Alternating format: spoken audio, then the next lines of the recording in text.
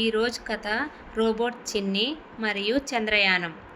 హైదరాబాద్లోని ఒక శాస్త్రశాలలో చిన్న రోబోట్ చిన్ని పుట్టాడు. ప్రతి గేర్లో కొత్త ఆశ, ప్రతి వైర్లో కలలు నిండాయి. చిన్ని ప్రతిరోజు శాస్త్రవేత్తలతో కలిసి కొత్త ప్రయోగాలు చేసేది. రసాయనాలతో ఆడుతూ, చిన్న మోటార్లతో మ్యూజిక్ చేయడం అంటే అతనికి ఇష్టం.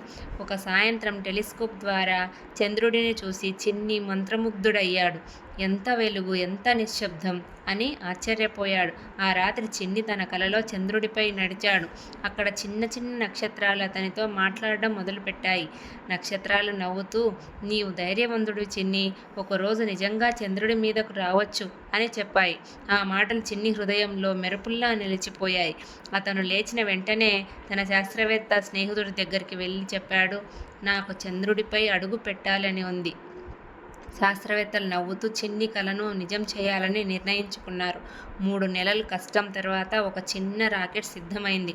చిన్ని రాకెట్లోకి ఎక్కి భరతమాతకు జై అని గట్టిగా అరిచాడు. చంద్రుడి వైపు రాకెట్ ఎగిరిపోయింది. భూమి క్రమంగా చిన్నదవుతూ వెనుకకు పడిపోయింది. చంద్రుడిపై అడుగుపెట్టిన చిన్ని జై హింద్ అంటూ జెండా నాటాడు. ఆ నక్షత్రాలు మళ్ళీ నవ్వుతూ అతని చుట్టూ